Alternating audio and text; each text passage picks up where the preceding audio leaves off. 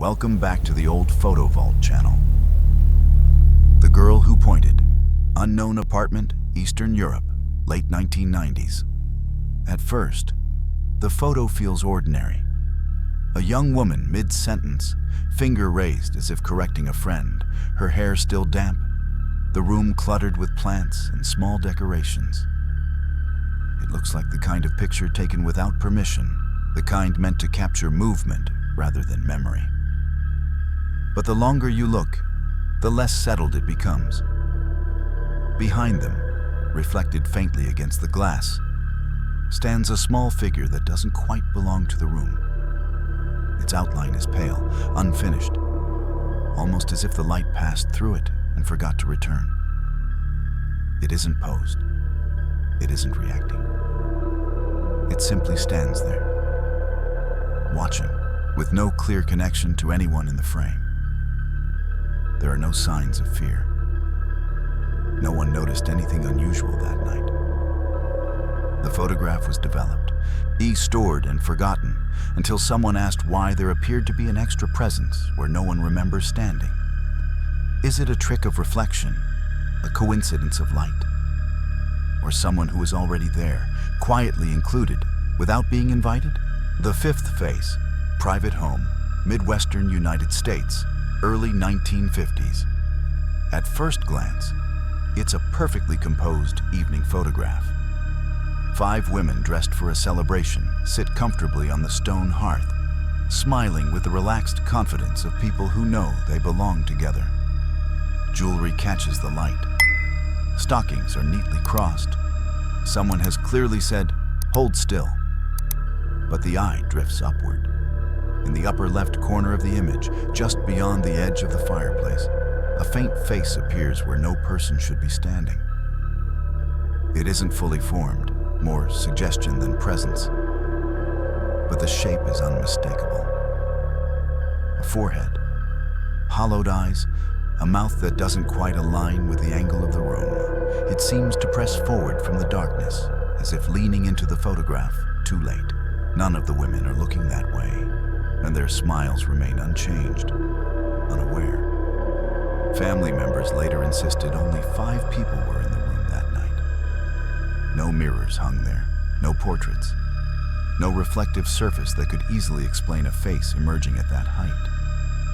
The photo was kept for decades, admired for its elegance, until someone finally asked a quiet question. If everyone present is already accounted for, who was watching them from just outside the frame? The face beneath the floor, suburban living room, United States, late 1970s. It looks like an ordinary party game, the kind meant to embarrass teenagers and make everyone laugh later. Music is playing. Someone counts.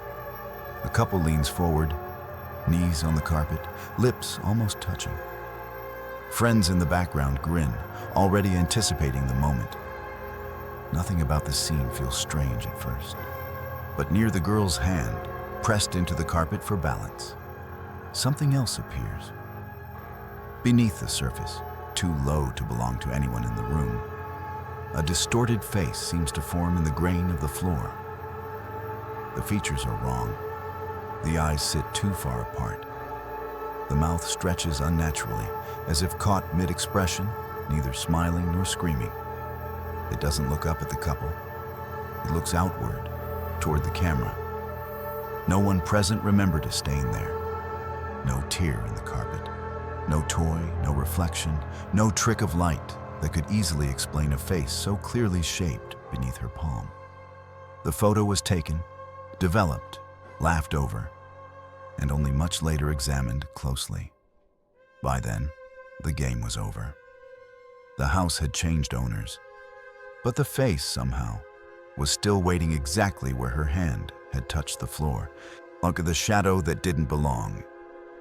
Private apartment, Western Europe, early 2000s. It was meant to be a casual photograph. 2 friends on the floor, gifts half opened, drinks sweating onto the rug. One of them smiles too widely at the camera, already laughing before the flash finishes.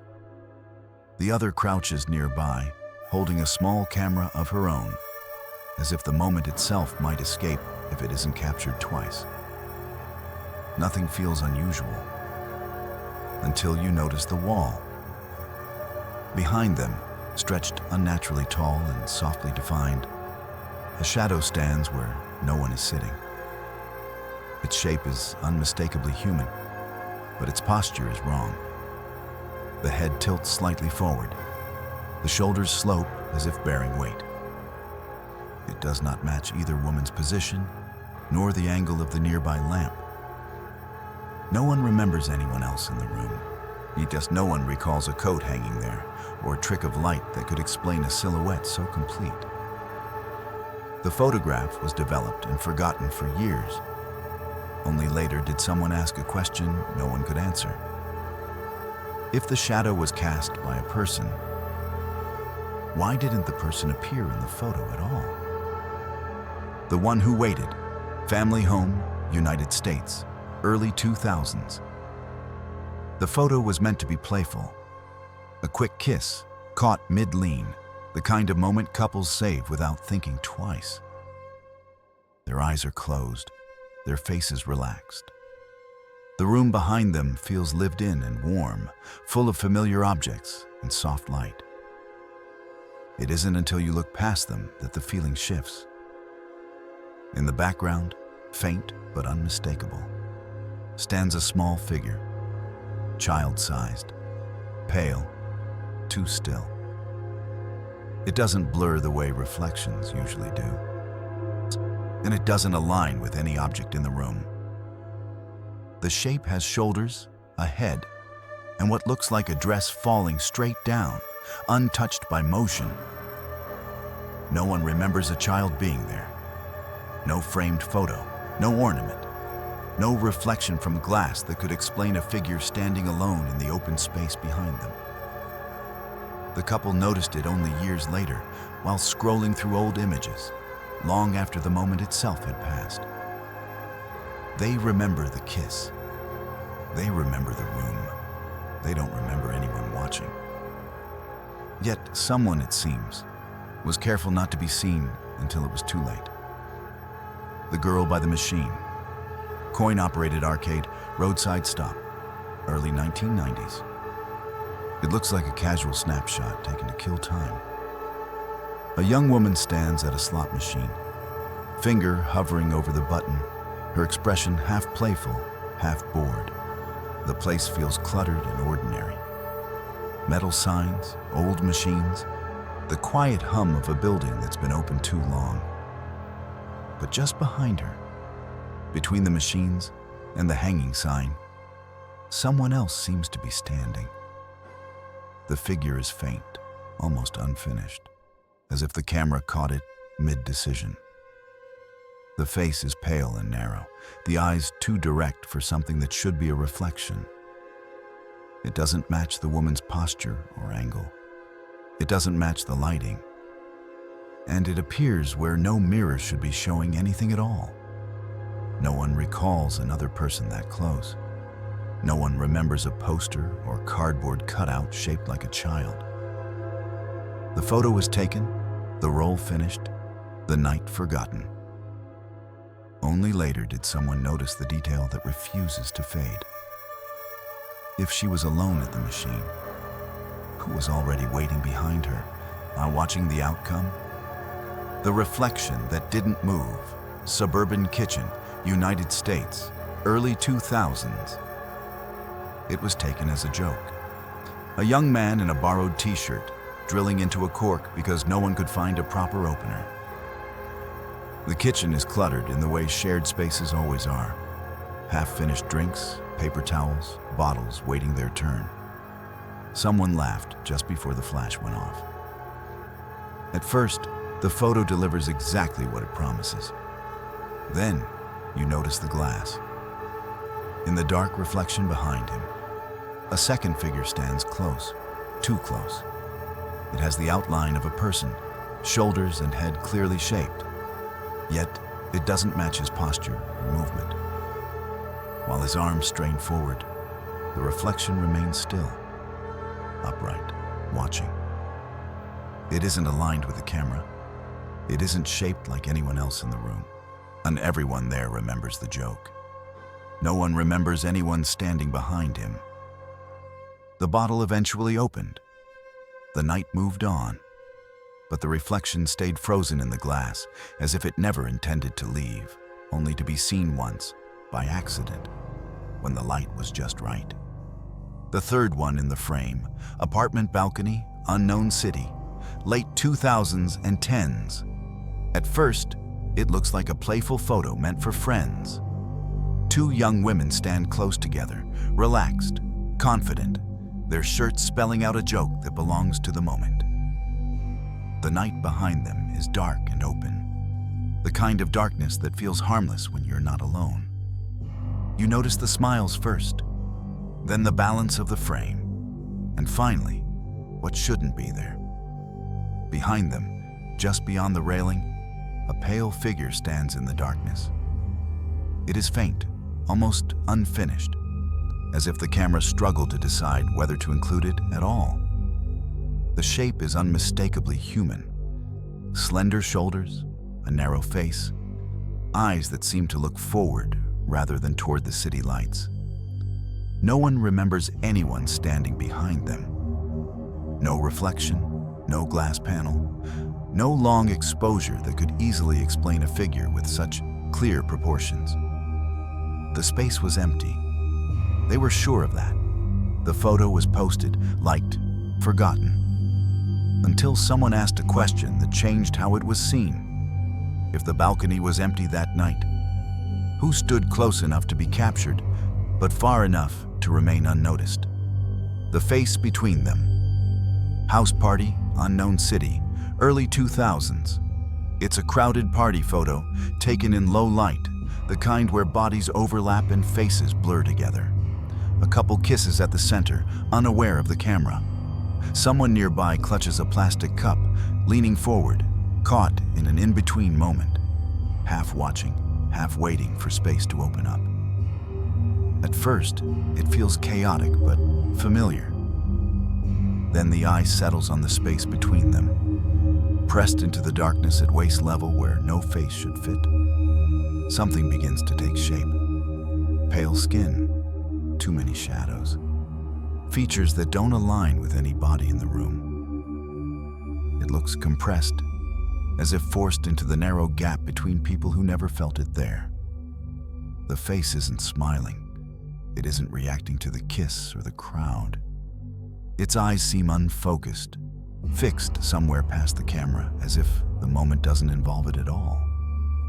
No one remembers anyone standing that low. No one recalls a child, a crouching guest, or a trick of reflection that could explain a face forming exactly there. The party ended. The photo survived. And long after the music faded, something still appears to be trapped in the space no one noticed. Caught between strangers, waiting for someone to finally look down. The one in the glass, bedroom window, suburban home, late 2000s and 10s. At first, the photo feels light and familiar. A young woman sits casually on her bed, one eye closed in a playful wink, arms stretched forward to catch the moment herself. Morning light fills the room. The sheets are rumpled in a way that suggests nothing more than an ordinary day beginning. Then your attention drifts to the window. In the glass behind her, faint and half-formed, a face appears. Not sharp enough to be a reflection, yet too deliberate to be a blur. The outline of eyes, the suggestion of a mouth. A presence hovering just outside the frame of her awareness, separated only by a thin layer of glass. It doesn't match her pose. It doesn't mirror her expression. And it doesn't belong to anything visible in the room or outside among the trees. No one else was there when the photo was taken. The house was quiet. The door was closed. She remembers taking the photo. She remembers the light, the angle, the small joke of the wink. What she doesn't remember is anyone looking back at her from the window, patiently waiting to be noticed. The space between the cushions, living room, private apartment, late 2000s and 10s. It looks like a carefree photo taken at the end of a good night. Two friends lie back on the couch, legs raised in mock symmetry, laughing at the absurdity of the pose. A half-finished drink rests on the table. Snacks are untouched, forgotten. The room feels warm, lived in, safe. Nothing appears wrong at first. But if you look closely at the couch, between the cushions, just beneath where their bodies press down, the fabric seems to dip too deeply, as if something else is already there. The shadow doesn't match the light in the room. It gathers instead of fading, forming a darker hollow that suggests weight without shape. No one remembers the couch ever sagging like that. No one recalls a third person sitting between them, pressed just out of frame. The photo was taken, laughed over, saved to a phone, and never questioned. Until someone noticed the space that didn't behave like empty space should. Because cushions rebound, fabric relaxes. But something, it seems, stayed, quietly holding its place between them, long after the moment passed. Only the face on the poster. Bedroom corner, private home, early 2000s. At first, the room feels gentle and lived in.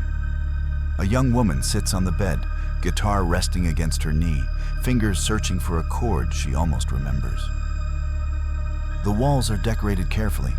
Family photos, bunting, small signs of time passing slowly. It feels quiet, safe, ordinary. Then the poster begins to demand attention. Behind her, above the piano, a large film poster hangs slightly off-center. At a distance, it looks like a typical piece of decoration. But when you look closer, a face emerges from the image. Pale, distorted, pressed forward as if trapped beneath the surface of the paper. The eyes do not align with the printed figure. They seem to look outward, not at the woman, but past her, toward whoever is holding the camera. And no one remembers choosing that poster for the face. It was bought for the title, the colors, the mood. No one noticed anything unusual on the wall while she played. The song continued. The room stayed quiet. Only later, when the photo was revisited, did someone notice the expression that didn't belong. Because posters are meant to be flat, and faces are not supposed to watch from inside them. The one who stayed on the beach, seaside resort, Mediterranean coast, late 2000s and 10s.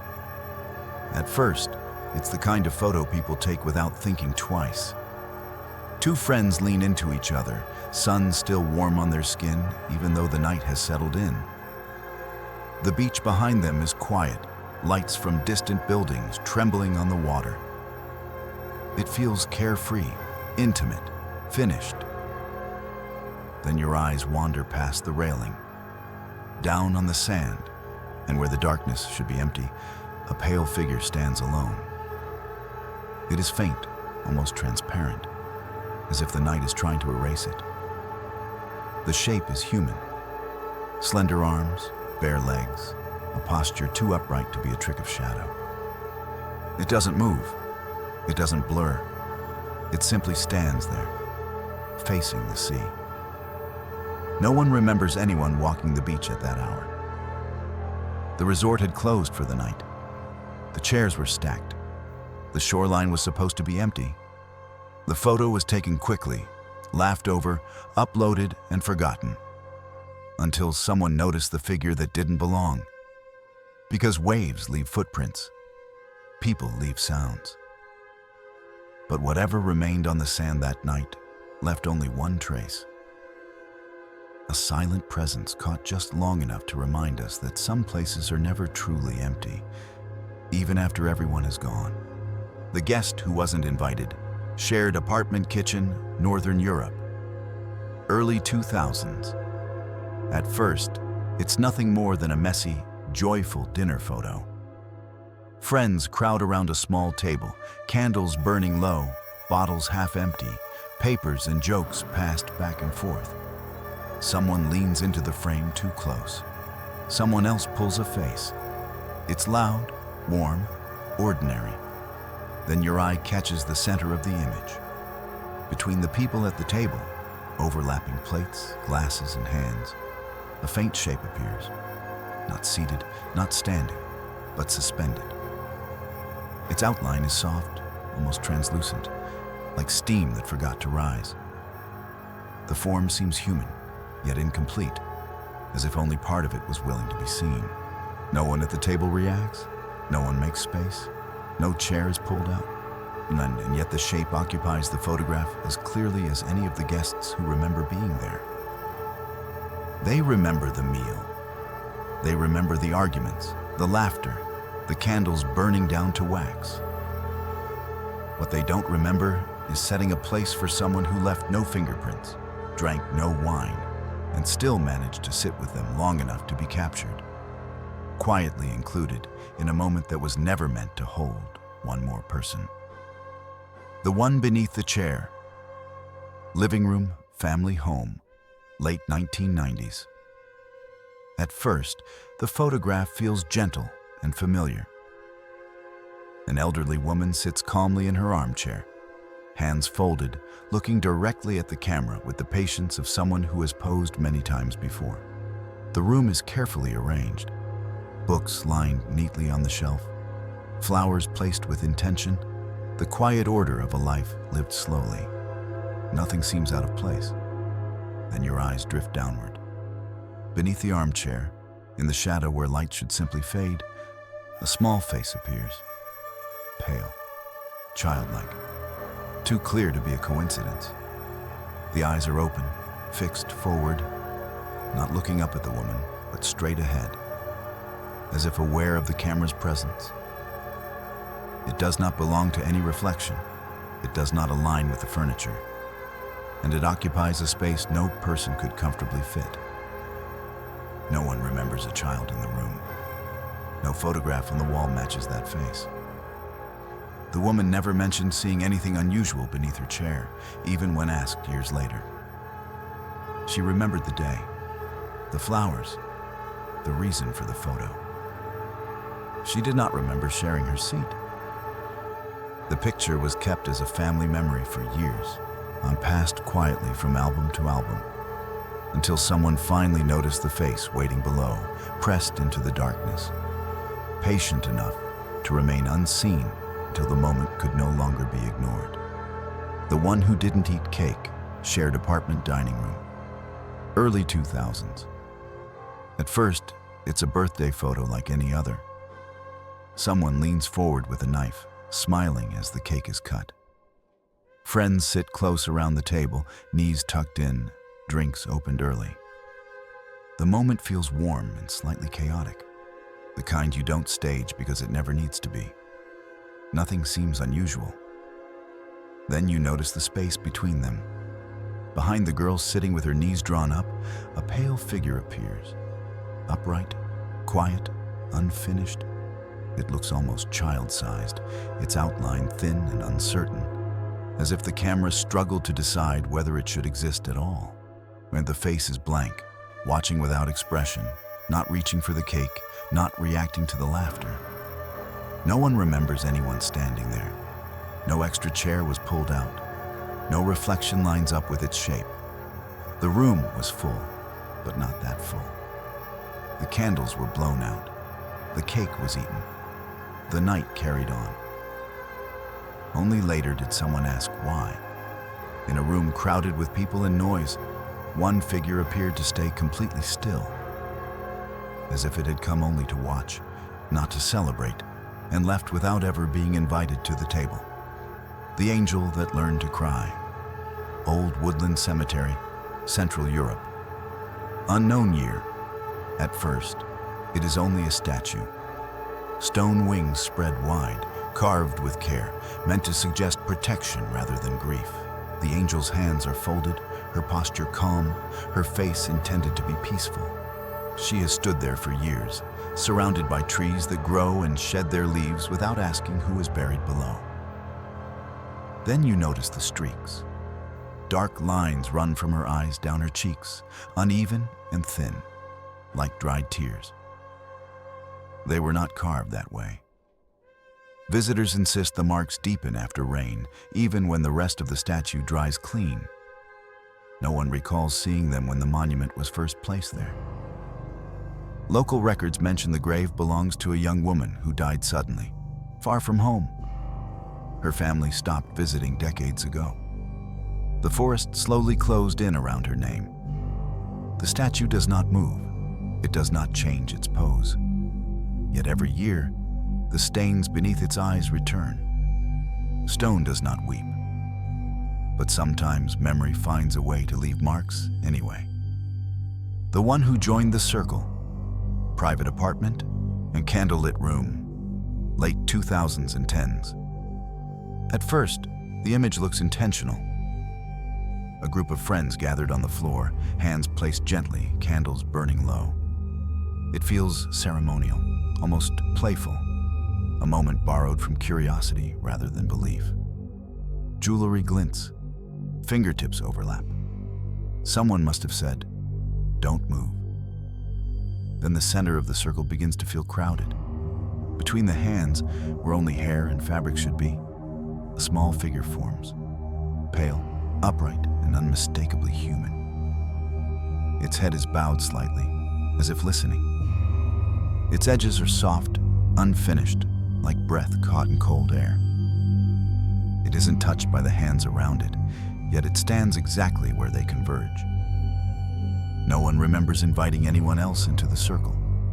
No one recalls a projection, a trick of shadow, a reflection that could stand on its own. When the candles were steady, the room was quiet. The photo was taken. The moment passed. Laughter returned. Only later did someone notice the space at the center wasn't empty at all, as if something had been waiting for the invitation, and finally received it, without a word. The passenger behind the glass. Commuter train, urban Japan, early 1960s. At first, the photograph feels quiet and tired. A young woman sits with her head resting on her hand, eyes lowered, holding a bouquet wrapped too carefully to be casual. Across from her, an older man stares forward, already elsewhere. The train window is black with night, reflecting only the dim interior and the long ride home. Nothing feels unusual until you look past the reflection. In the dark glass behind her, a small figure appears, pale and unmistakably human. When it stands where no seat exists, its outline too clear for a trick of motion, too steady for a blur. The face is expressionless, almost patient, as if accustomed to being overlooked. It does not mirror the woman's posture. It does not belong to the carriage. No one remembers a child boarding that train. No one recalls movement behind the seats. The photographer noticed nothing at the time. The train stopped. The doors opened. Everyone left. Only the photograph kept the moment intact. Because reflections usually give back what we put in front of them.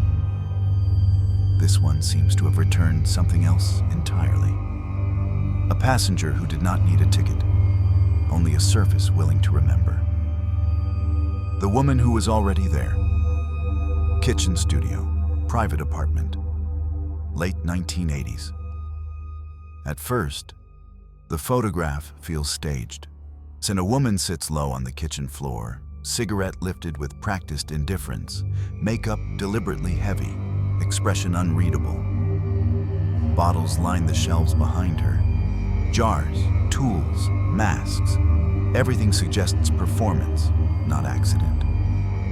Someone wanted this image to look unsettling. And then you notice the head. Behind her, resting among the jars and clutter, a pale face looks forward. It is not part of a costume. It does not share her angle or her light. The eyes are softer, emptier, almost unfinished, like something that wasn't meant to be seen for long. It appears too solid to be smoke, too still to be a reflection. No one remembers placing a mannequin there. No mask like that was ever owned. The woman herself later said the shelf had been empty, that the room felt cramped but ordinary. The photograph was meant to provoke, and it succeeded, but not for the reason intended. Because the most disturbing thing in the frame is not the woman posing for the camera, but the quiet suggestion that someone else had already claimed the space behind her and waited to be noticed. Some photographs don't reveal their secrets all at once. They wait. They stay quiet until someone looks a second time and realizes the moment was never empty. If you saw something in these images that others might miss, tell us in the comments. Was it just light and coincidence? Or something that didn't want to be forgotten? If you enjoy uncovering the quiet mysteries hidden in old and modern photos, like the video, subscribe to the channel and turn on notifications, because the next image may be waiting for you to notice it first.